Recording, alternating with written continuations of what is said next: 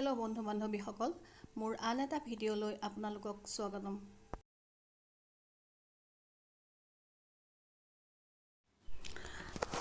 আজি মই আপোনালোকলৈ লৈ আহিছোঁ সকলোৰে চিনাকি কলডিলৰ চব্জি। কলডিলৰ চব্জি বনাবলৈ মই কেইটামান কাঠবাদাম তিয়াই ৰাখিছোঁ। বাদাম কি কৰিম পিছত জনাম। মই আগতে কলডিলটো চফা কৰি মিহি মিহিকৈ কাটি ল'ম। আমি সকলোৱে জানো কলডিল শৰীৰৰ কাৰণে কিমান উপযোগী। কলডিলত প্ৰচুৰ পৰিমাণে আইৰণ থাকে। কলডিল বিভিন্ন প্ৰকাৰে বনাব পাৰি, আপোনালোকেতো জানেই, কাৰণ পপুলাৰ এটা চব্জি হয় কলডিল। সকলোৱে পৰিচিত, সকলোৱে জনা, কিন্তু আজি মই কেনেকৈ বনাম আপোনালোকে চাওকচোন।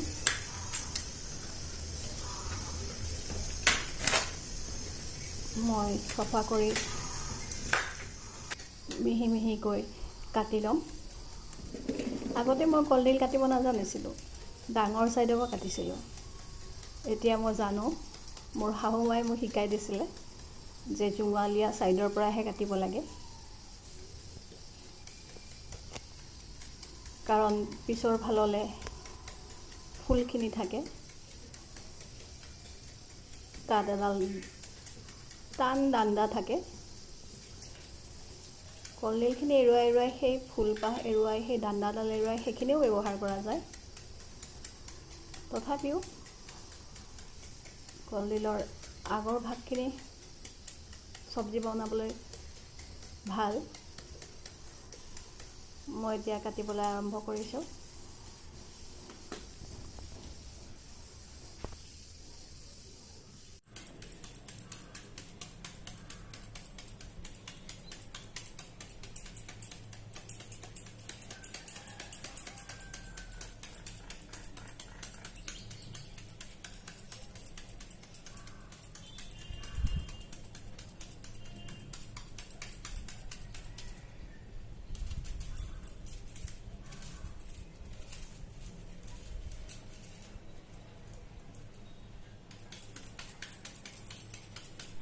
মোৰ অভ্যাস আছে কাৰণে মই হাতটো ঘূৰাই ঘূৰাই এনেকৈ কাটি যাব পাৰিছোঁ।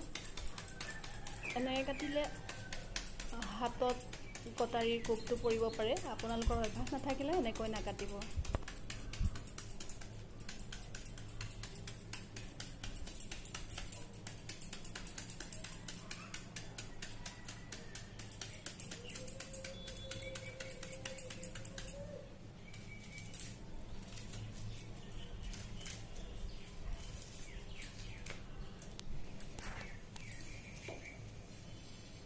কলডিলটো কটা প্ৰায় শেষ হৈছে।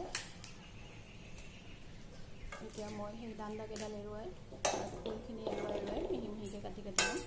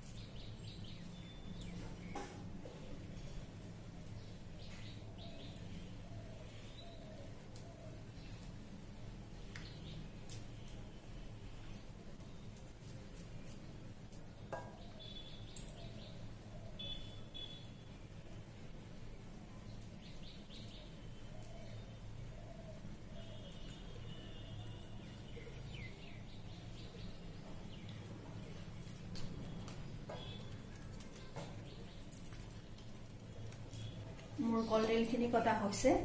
এতিয়া অলপ ইয়াত হালধি দি অলপ পানী দি পেলাই মই গেছত পাতি দিম সিজিবৰ কাৰণে। মই ইয়াত এটা আলু দিছোঁ দেই। সিজিবলৈ দি মোৰ বেলেগ কামখিনি কৰি ল'ম।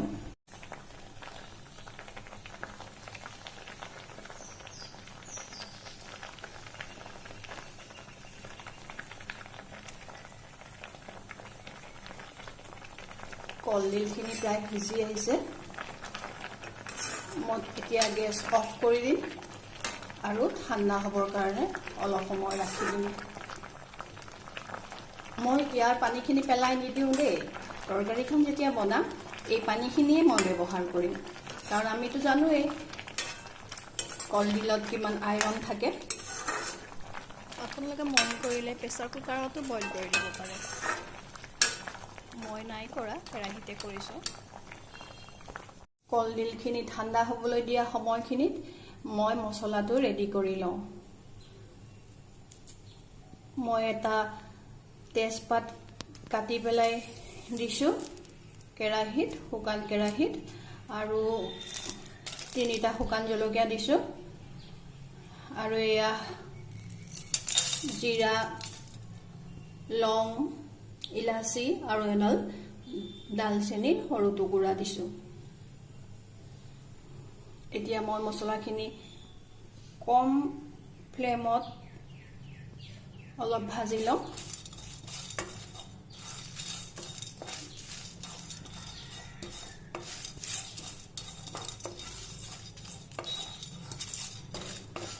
মোৰ পৰিমাণটো কম কাৰণে মই এয়া পতাতে বাতি ল'ম। যদি আপোনালোকে এয়া সৰহকৈও বনাই থওঁ বুলি ভাবে বনাই থ'ব পাৰে, তেতিয়া মিক্সিটো বাতি ল'ব পাৰিব।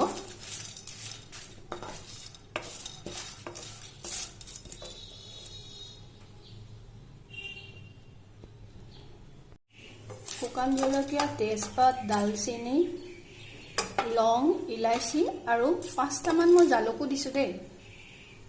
কলডিলত জালুক দিলে ভাল লাগে। খাই লওকচোন মছলাটো ভালকৈ। এইখিনি মই শুকান পতাত বাতি ল'ম। পৰিমাণ সৰহ হ'লে আপুনি মিক্সাৰ গ্ৰাইণ্ডাৰতো গ্ৰাইণ্ড কৰি ল'ব পাৰে। মোৰ কম যে, মই সেইকাৰণে পতাতে বাতি ল'ম। এতিয়া চাওক, মই মছলাখিনি পতাত বাতি ল'ম।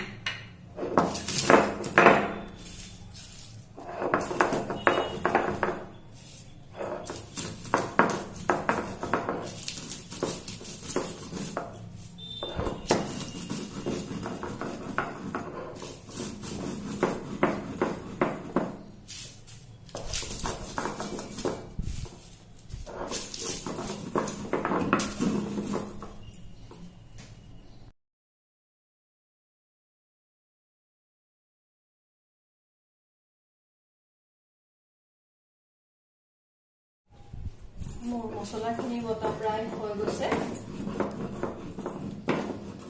তাৰপিছত মই বাকী কামখিনি আগবাঢ়িম।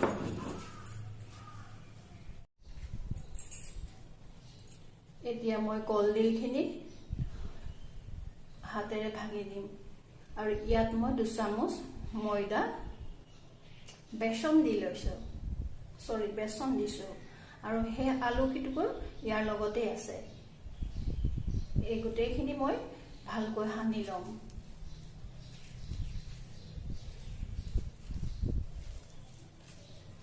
মোহাৰি মোহাৰি ভাঙি ভাঙি মই সানি ল'ম।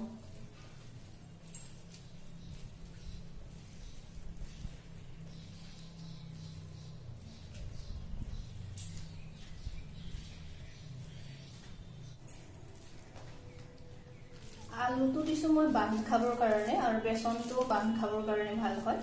ইয়াৰে মই সৰু সৰুকৈ এটা এটা বল বনাই ল'ম। এতিয়া বলৰ আকৃতিতে ধৰক।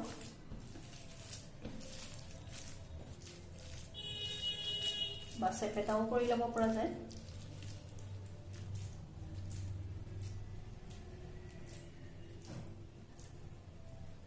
এনেকৈ বনাই ল'ম।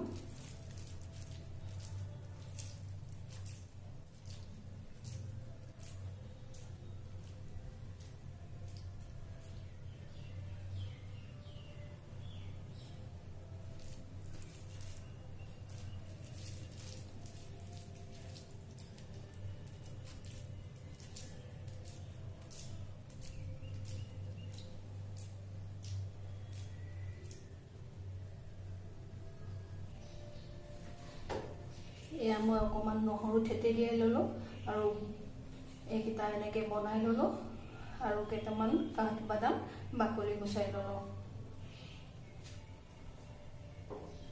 কলডিল মই ৩-৪টা কাজু বাদাম আৰু কেইটামান কাঠবাদাম পটাত বাতি ল'ম।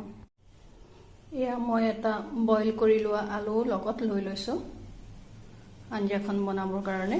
আৰু এয়া মই কাজু আৰু বাদামৰ পেষ্টখিনিত এচামুচ কৰ্ণফ্লাৱাৰ দি লৈছোঁ।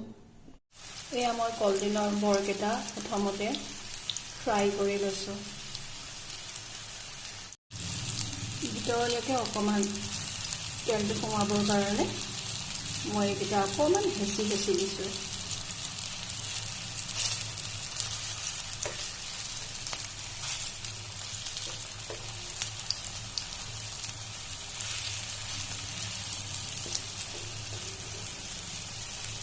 গেছটো অকণমান কমাই দিছোঁ।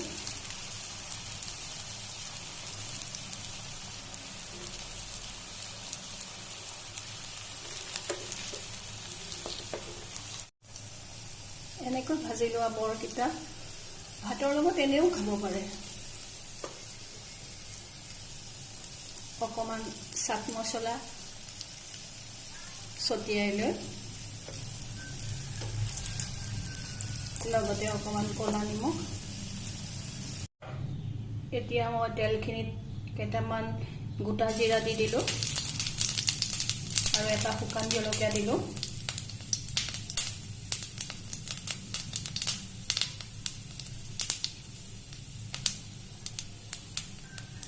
পিঁয়াজ দিলোঁ, বাকী ৰখা নহৰু কেঁচা দিলোঁ।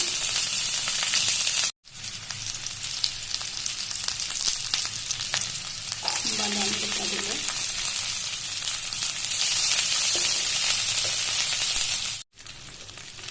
হালধি অকণমান দিলোঁ, নিমখ অকণমান দিলোঁ।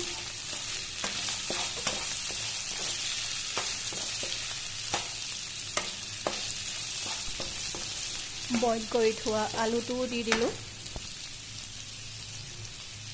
বাতি ৰখা মছলাৰ গুড়াখিনি দি দিলোঁ।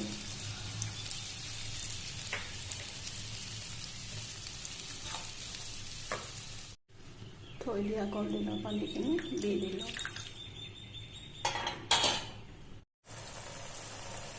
২০-২৫ মিনিট সময় ল' ফ্লেমত উতলিবলৈ দিম বাদামকেইটা সিজা পৰ্যন্ত।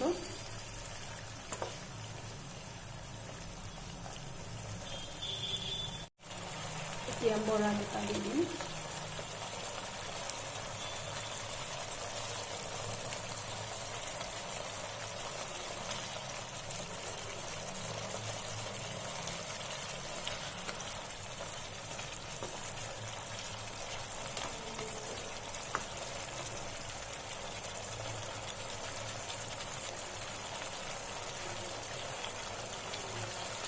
কৰ্ণফ্লাৱাৰ আৰু কাজুৰ পেষ্টখিনি দি দিম।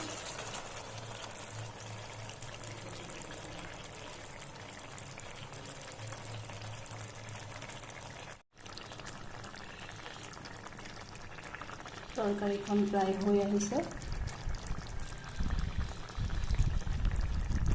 এতিয়া মই গেছটো অফ কৰি দিম।